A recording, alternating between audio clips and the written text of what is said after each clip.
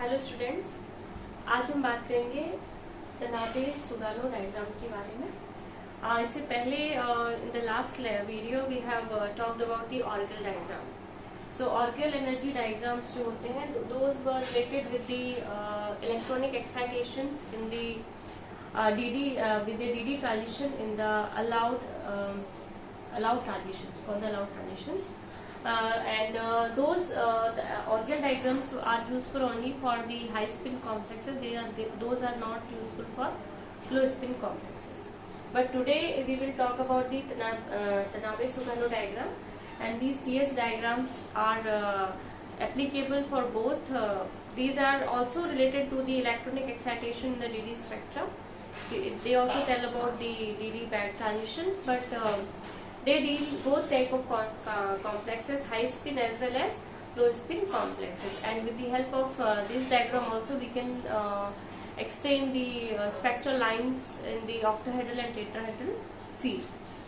But main difference between the two diagrams is like first is like these are applicable for the low spin complexes also. Secondly, the first kind of diagram which was orgel, that was that kind of diagram was only for the spin allowed transition, whereas it is applicable for spin forbidden kind of transitions also. And secondly, one more thing we need to know that for orgel diagram we use same the transition in same kind of multiplicity take place, and they involve only the ground state terms which have same multiplicity, whereas in the TS diagram we can use the ground state term which have different multiplicity value also. So these were the basic differences between the two diagrams, and just I would like to explain about that, like for if we have if we have D2 electronic configuration. So for such configuration we know like there are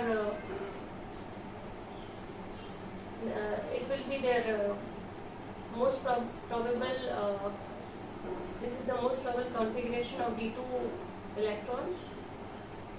In this condition we get the ground state term which will be F, and since L value comes as 3, so for that the ground state term will be F, and for 2 unpaired electrons the multiplicity become 3. So 3F is the ground state term, and in addition to 3F there are so many other ground state terms, like in addition to 3F there will be 1D, 3P, 1G and 1S. Okay. These are possible ground state terms for D2 condition. Now if we will talk about the orgel energy diagram, then we consider only these two terms, since these two have the same multiplicity, spin multiplicity 3 and 3. But in the TS diagram we will include all the terms which are having different multiplicities also. So for this reason the TS diagram is complex as compared to the orgel energy diagram. And one more thing we need to know, like in the orgel energy diagram, as you might have seen in my last lecture, those were different, like in the orgel energy diagram we have got for D2 condition we got it like this, we get it like this.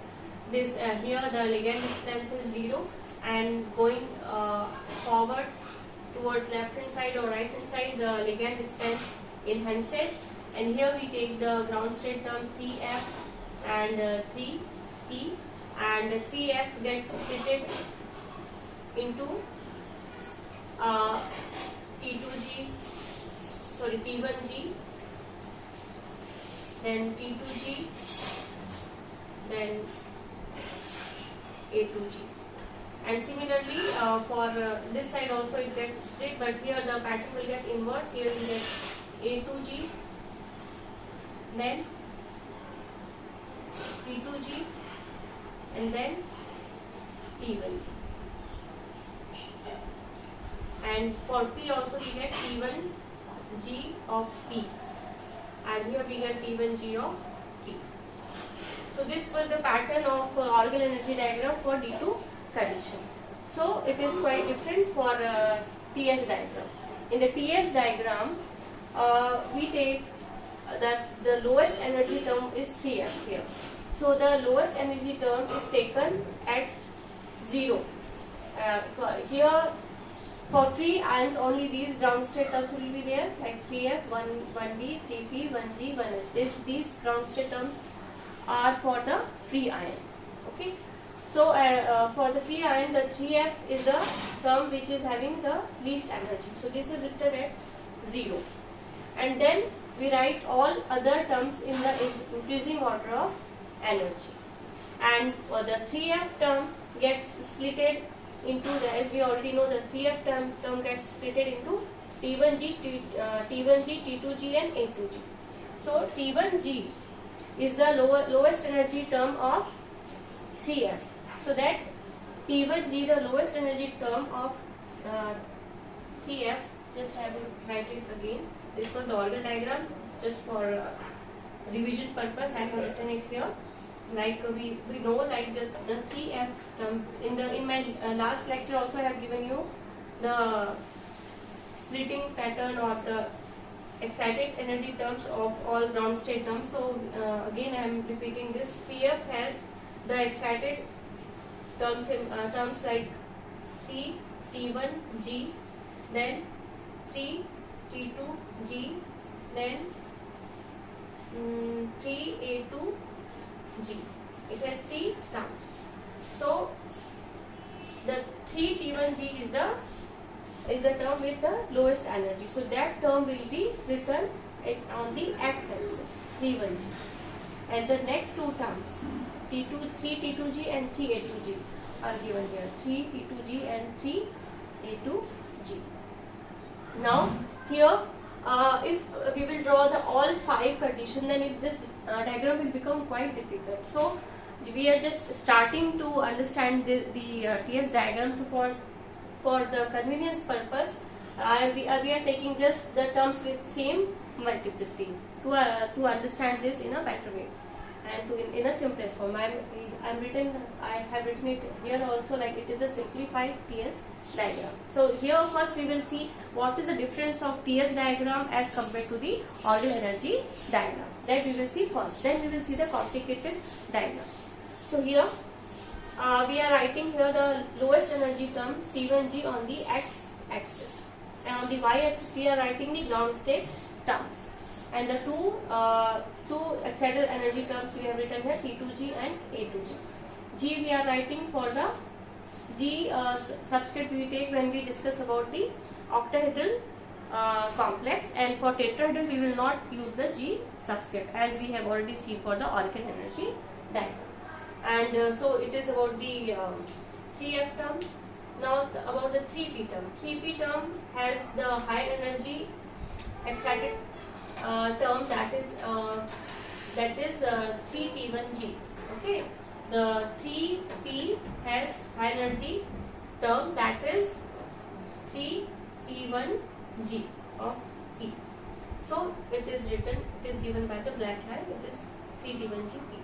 So here the strength of ligand will be low, since at one axis we are giving here the energy upon B, and here we are giving delta upon B. B is a new thing for TS diagram, that is Raka parameter, and this B states the repulsion between the terms of same multiplicity. It is given for the repulsion between the terms with same multiplicity. So that term is given by the B Raka parameter. So here it is a new thing for us. So this side we are writing delta upon B, and this is E upon B. So now this in the beginning, those metal ions we take who are having the low energy, high, those make low field kind of complex, and here we will take complex which are having more energy. So we can divide them like that. Here we will have, in the first area we will have weak field kind of complexes, and in this side we will have high field kind of complexes. So here we can understand it better by taking one example. Like if we take the complex of cobalt, or an octahedral complex of cobalt, this aqua complex.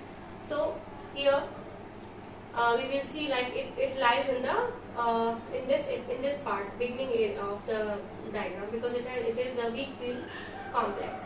So here what happens, like there will be three transitions, because there is this is the ground energy level 3T1G, and above this there are three energy levels T2GF, then T1GP and A2GF. So here we will get three bands. So the low energy band will correspond to 3T1G to 3T2G, 3T1G to 3T2G. Then the next band will correspond to 3T1G to, next one is 3T1G, sorry, this is 3T1G to this 3A2GF, this one, and the third one will be this one, 3T1GF to 3T1GP. So these three bands we will get for the complex of cobalt, CO2 plus complex. We will get the three energy, the three lines or three bands we will get for this. And similarly for vanadium 3 plus complex, it will be of high field, so this will come at this area of the TS diagram. And here again we will get three bands, but the pattern of transition will be different for this. Here first will be from 3T1G to this one 3T2GF. Okay. Then next one is 3T1G to 3T1GP. Okay, and third will be 3T1G to 3A2G of the same F multiplicity, ground state, I'm sorry. So this will be the pattern. So here one more thing we need to know, the difference between the P state and the 3F state. Like here for T2GF and the T1GP, the difference will remain same throughout the diagram. It will be 15B throughout the diagram. So like this we will find the three transition lines for the lowest, for the weak field and the high field kind of complexes. This we have seen here. Now what is one more thing, this kind of diagram is applicable for, as we have seen for D2 complex, it is applicable in addition to D2. Like for vanadium 3 plus, there is a D2 electron, but for cobalt there are D7 electron. So this kind of TS diagram is applicable for D2 as well as D7 configuration. And there is a general rule also which we need to keep in mind, like for Dn and Dn plus 5 octahedral and tetrahedral complex, we can use the same TS diagram. Okay, for Dn and for Dn plus 5 octahedral and tetrahedral complex, we can use the same kind of diagram. So for this reason, this diagram is given for D2 as well as for D7 configuration. And one more thing we need to keep in mind, like this we have already registered in our mind. Now the second thing we need to keep in our mind is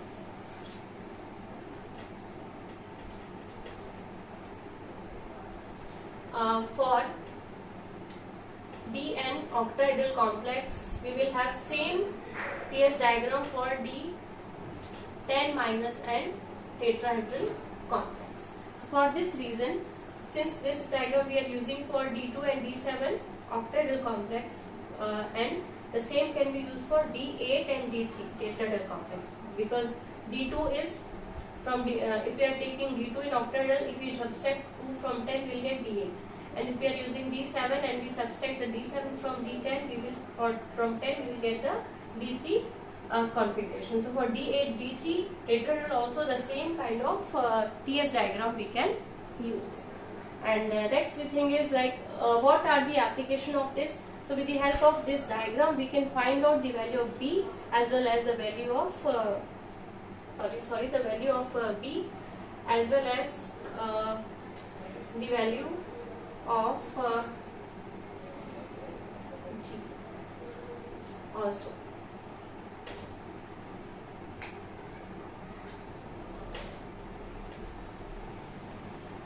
So like first condition, if we have for this vanadium 3 plus complex, if we are getting 3 lines, as we have already discussed. We are getting 3 lines, and suppose the 3 lines E1, E2, E3.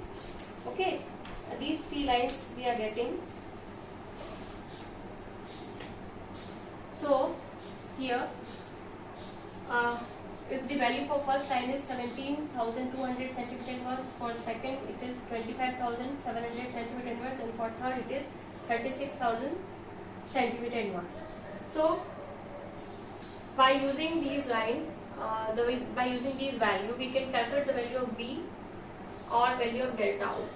Anything we can calculate from this diagram. So how we can do this? So suppose we are taking the two values E1 and E2. So their relation, like E2 upon B, this value can be taken as E2 upon B upon E1 upon B, the second line upon the first line. So we'll get 25,000 upon 17,000. So the ratio comes approximate 1.5. So now this 1.5 ratio stands for E2 upon E1. So now we'll see in this diagram at which place we are getting the value, the relation between E2 and E1 as 1.5. So suppose it's coming at this area, approx 28, if we are getting the ratio between E1 and E2 as 1.5. Then from here, what we will do? From here we will put a line to this axis. So here also it comes to approx 28 at the 28 value. So now here we will find that the value of E upon B is 28 here. So we'll write here E1 upon B is 28. Now the value of E1 we already know, that is 17,200. So we'll write here 17,200 upon 28 is equal to B. So from this we will find the value of B, that will come in the range of 600 centimeter inverse approx. Similarly, once we get the value of B, then we can find out the value of delta O. So how we can find the value of delta O? So for this again, we can write the relation like delta O upon B is equal to, here the ratio delta upon B, O is coming and delta upon B is coming in approx 28. So it is coming in 28. And now from this formula we have the value of B, that is approx 600. So here if you write the value of B, whatever exact value we are getting, and from this formula we can find out the value of delta O or splitting energy. So by the use of TS diagram, we can predict so many things, and we can see so many things, like we can use it for high spin as well as low spin kind of complexes, and we can find out the value of delta O, and we can find out the value of B, and we can find out what kind of tensions will be there and what will be the relative intensity. So many things we can find out with the help of TS diagram. So this was the first diagram, which is for the simplest condition we have seen right now. Now in the next video we will see the TS diagram for a bit complicated condition. Thank you.